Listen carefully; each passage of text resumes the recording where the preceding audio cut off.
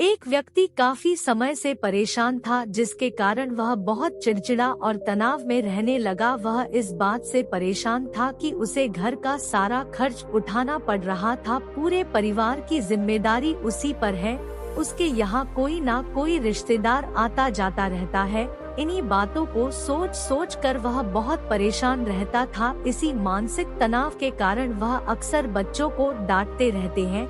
उसका अपनी पत्नी से ज्यादातर किसी न किसी बात पर झगड़ा होता रहता था। एक दिन उसका बेटा उसके पास आया और बोला, बाबा मेरे स्कूल का होमवर्क करवा दो। वह व्यक्ति पहले से ही तनाव में था, इसलिए उसने अपने बेटे को डांट कर भगा दिया। लेकिन जब थोड़ी देर बाद उसका गुस्सा शांत हुआ तो वह बेटे के पास गया। उसने देखा कि बेटा सो रहा था और उसके हाथ में उसकी होमवर्क कॉपी देखी और जैसे ही उसने कॉपी नीचे रखी, उसकी नजर होमवर्क के शीर्षक बड़ी होमवर्क का शीर्षक वह था जो हमें पहले पसंद नहीं था, लेकिन बाद में वह अच्छा निकला। बच्चे को एक लिखना था। इस शीर्षक पर अनुच्छेद उसने क्या लिखा था, बस उसने पढ़ना शुरू किया। मैं अपनी अंतिम परीक्षा के लिए बहुत आभारी हूँ जो यह अच्छा नहीं लगता, लेकिन उसके बाद स्कूल की छुट्टियाँ हो जाती है।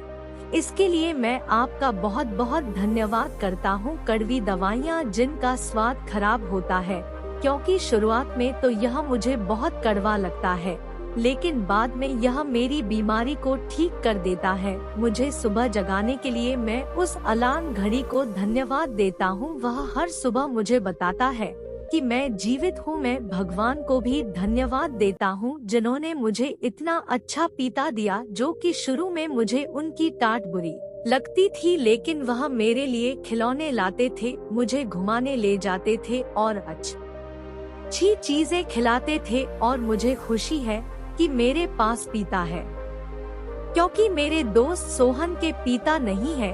बच्चे का होमवर्क पढ़ने के बाद व्यक्ति उठा तो अचानक उसका मन बदल गया। बच्चे द्वारा लिखे गए शब्द उसके दिमाग में बार बार घूम रहे थे, खासकर उसकी आखिरी पंक्ति ने उसकी नींद उड़ा दी। फिर वह व्यक्ति चुपचाप बैठ गया और उसने उसकी परेशानियों के बारे में लिखना शुरू कर दिया। मुझे घर के सभी खर्चों का ध्यान रखना है। इसका मतलब है कि मेरे पास एक घर है और भगवान की कृपा से मैं उन लोगों से बेहतर स्थिति में हूँ जिनके पास घर नहीं है। मुझे पूरे परिवार की जिम्मेदारी उठानी पड़ती है। इसका मतलब है कि मेरा एक परिवार, एक पत्नी और बच्चे हैं, और भगवान की कृपा से मैं उन लोगों से अधिक भाग्यशाली हूँ जिनके पास परिवार नहीं है और वह दुनिया में बिल्कुल अकेले हैं। कोई ना कोई दोस्त या रिश्तेदार मेरे घर आते रहते हैं। इसका मतलब है कि मेरी एक सामाजिक प्रतिष्ठा है और मेरे पास मेरे सुख दुख बांटने के लिए लोग हैं। यह सब विचार आते ही उसने हाथ जोड़ लिए, आकाश की ओर देखा और कहा, है भगवान बहुत बहुत धन्यवाद। मुझे खेद है कि मैं आपकी कृपा को नहीं पहचान सका। उसके बाद उसका मन एकदम बदल गया। उसकी सारी परेशानियां दूर हो गई। अपने अंदर एक अजीब सी शांति महसूस हुई और अपने बेटे के पास गया और सोते हुए बेटे अपनी बाहों में ले लिया और उसका माथा चूम लिया और अपने बेटे और भगवान को धन्यवाद देने लगे। हमारे जीवन में जो भी समस्याएं हैं, जब तक हम उन्हें नकारात्मक दृष्टि से देखते रहेंगे तब तक हम मुसीबत में रहेंगे, और जैसे ही हम उन चीजों को सकारात्मक दृष्टिकोण से देखना शुरू करते हैं, हमारा मन एकदम बदल जाएगा। हमारी सारी चिंताएं, सारी परेशानियां, सारे तनाव तुरंत खत्म हो जाएंगे और हम मुसीबत से बाहर निकलने के नए रास्ते देखना शुरू कर देंगे। किसी ने क्या सुंदर शब्द है, जो लोग फूल देखना चाहते हैं उनके लिए हमेशा फूल होते हैं। महाभारत की एक संवाद में मृत्यु के बाद सबसे बड़े दानवीर कर्ण की आत्मा ने भगवान कृष्ण से पूछा कि मेरी माँ ने मुझे जन्म के समय छोड़ दिया था, यह मेरा पाप था कि मैंने एक नाजायज संतान के रूप में जन्म लिया। द्रोणाचार्य ने मुझे शिक्षा देने से इनकार कर दिया क्योंकि वह मुझे क्षत्रिय नहीं मानते थे। क्या यह मेरी गलती थी? परशुराम ने मुझे शिक्षा दी और सभी ने मुझे श्राप दिया कि मैं अपनी शिक्षा भूल भूल जाऊंगा, क्योंकि वह मुझे क्षत्रिय मानते थे। गलती से एक गाय मेरे तीर के रास्ते में आ गई और मर गई और मुझे गांव के लोगों का श्राप मिला। मुझे द्रौपदी के स्वयंवर में अपमानित होना पड़ा, क्योंकि मेरे साथ किसी भी राज परिवार के सदस्य की तरह व्यवहार नहीं किया जाता था। यहाँ तक कि मेरी माँ कुंती ने भी स्वयं इस तथ्य को स्वीकार किया था कि मैं उनके अन्य पुत्रों की रक्षा के लिए एक पुत्र हूँ। मुझे जो कुछ भी मिला वह दुर्योधन की कृपा से मिला। तो क्या यह गलत है कि मैं दुर्योधन के प्रति अपनी वफादारी कारण ही हूँ? श्री कृष्ण मंद मुस्कान के साथ बोले, करण में पैदा होने से पहले जेल में पैदा हुआ था। मेरी मौत कंस मामा के रूप में मेरा इंतजार कर रही थी। जिस रात में पैदा हुआ उसी रात में अपने माता पिता से अलग हो गया था। तुम्हारा बचपन घोड़ों की हिना हिना आहट और धनुष बाण वाले रत्नों की छाया में व्यतीत हुआ। मैंने बचपन में गाय चराई और गोबर उठाया। जब मैं चल भी नहीं पाता था, मुझ पर कहीं भी जानलेवा हमले होते थे। ना सेना, ना शिक्षा, ना गुरुकुल और महल। मेरे मामा मुझे सबसे बड़ा शत्रु मानते थे। जब आप सबकी प्रशंसा होती थी आपकी बहादुरी के लिए, आपके शिक्षक और समाज से, उस समय मेरी शिक्षा भी नहीं हुई थी। बहुत समय बाद मुझे ऋषि सांदीपनी के आश्रम में जाने का अवसर मिला। कम से कम आपको अपनी पसंद की लड़की से शादी करने का मौका तो मिला, और राधा भी ना मिली जो मेरे प्राणों में बस थी। मुझे उसे छोड़ना पड़ा। मुझे उन राजनीतिक कारणों से या उन महिलाओं के साथ कई शादियां करनी पड़ी जिन्हें मैंने राक्षसों से मुक्त कराया था। जरासंध की आतंक के कारण मुझे अपने परिवार को यमुना से एक सुदूर प्रांत में ले जाना पड़ा और उन्हें समुद्र के किनारे बसा। ना दुनिया ने मुझे कायर, धोखेबाज कहा। दुर्योधन ज्यादा तो जीत का श्रेय तुम्हें भी मिलता, लेकिन धर्मराज के युद्ध को जीतने का अर्जुन को मिला। गौरव ने अपनी हार के लिए जिम्मेदार माना है। करण, किसी का भी जीवन चुनौतियों से मुक्त नहीं है। हर किसी के जीवन में सब कुछ ठीक नहीं होता है। समस्या यह है कि हर कोई अपनी समस्या को सबसे बड़ा मानता है। क्या सच है, क्या उचित है, यह हम अपनी आत्मा की आवाज से निर्धारित करते हैं। इससे कोई फर्क नहीं पड़ता कितनी बार हमारे साथ गलत व्यवहार किया जाता है।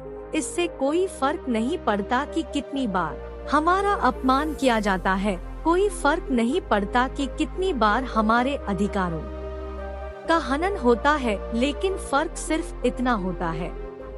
एक लोक कथा के अनुसार एक गांव में दो ऋषि एक छोटी सी कुटिया में एक साथ रहते थे। दोनों सुबह सुबह अलग अलग गांवों में जाकर भिक्षा मांगते हैं और फिर झोपड़ी में लौट आते हैं और फिर दिन भर हनुमान का नाम छपते रहते हैं।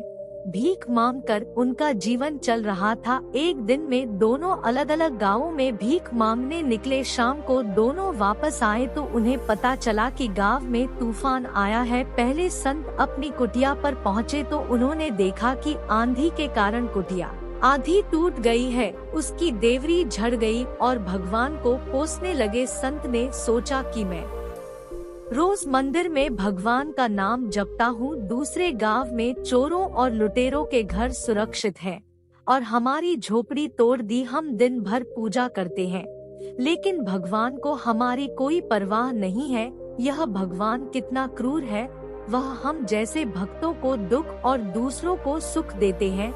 कुछ देर बाद एक अन्य संत भी वहां पहुंचे। उन्होंने टूटी झोपड़ी भी देखी। यह देखकर बहुत खुश हुआ और अपना सिर जमीन पर रखकर भगवान को धन्यवाद देने लगा। संत बोले, हे भगवान, आज मुझे विश्वास हो गया कि आप सचमुच हमसे प्रेम करते हैं। हमारी भक्ति और आराधना व्यर्थ नहीं गई। आपने इतनी भीषण तूफान में भी हमारी आधी झोपड़ी बचा ली।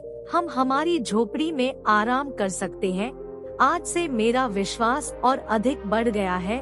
इस कहानी से यही शिक्षा मिलती है कि हमें हर स्थिति को सकारात्मक दृष्टिकोण से देखना चाहिए। नकारात्मक विचार मानसिक तनाव बढ़ाते हैं और हम अच्छी चीजें भी नहीं देख पाते। और सकारात्मक सोच की शक्ति दिखाने के लिए एक और कहानी सुनिए। एक शहर में एक अमीर व्यापारी रहता था। एक दिन वह व्यापारिक यात्रा पर गया। रास्ते में घना जंगल था जिसे पार करके उसे अपनी मंजिल तक पहुंचना था, लेकिन वह चलने में बहुत थक गया था, इसलिए आराम करने के लिए एक पेड़ के नीचे बैठ गया। आराम करते समय उसे प्यास लगी, लेकिन वह पानी नहीं लाया। वह सोचने लगा कि मेरे पास कुछ पानी है ताकि मैं अपनी प्यास बुझा सकता हूँ। जैसे ही उसने ऐसा सोचा तभी एक चमत्कार हुआ और पानी से भरा एक घड़ा उसके सामने प्रकट हो गया। उसके बाद उसने पानी से अपनी प्यास बुझाई। कुछ देर बाद उसे भूख लग गई, लेकिन उसके पास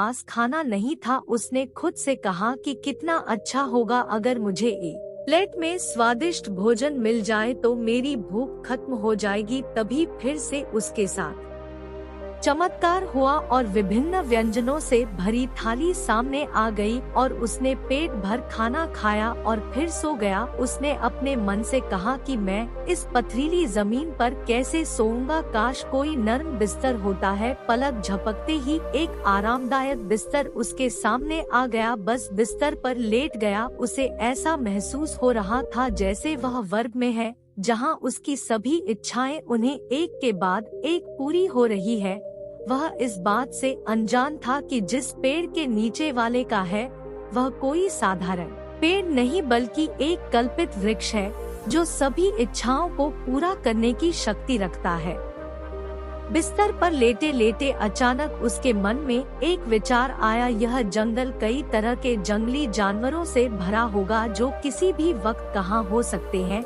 ऐसे में वह अपनी रक्षा भी नहीं कर पाएंगे। जैसे ही यह विचार उसके मन में आया, अचानक से ही खूंखार शेर वहां आ गया। वह शेर को अपने सामने देखकर पूरी तरह से भयभीत हो गया कि वह बच भी नहीं सका। शेर ने उस पर हमला किया और उसे मारकर खा गया। इस प्रकार एक नकारात्मक विचार ने उसकी जान ले ली। इसीलिए कहा जाता है कि मनुष्य अपने विचारों से प्रभावित होता है। सकारात्मक विचार हमेशा सकारात्मक परिणाम देते हैं, इसलिए हमेशा सकारात्मक सोच रखें। गौतम बुद्ध ने कहा है कि ब्रह्मांड की सारी शक्ति पहले से ही हमारी है। हम ही हैं जो अपनी आंखों पर पट्टी बांध लेते हैं और फिर रोते हैं कि कितना अंधेरा है। और जहाँ तक खुशी की बात है तो यह कोई खुशी नहीं है, बल्कि यह हमारे अपने कार्यों से आता है।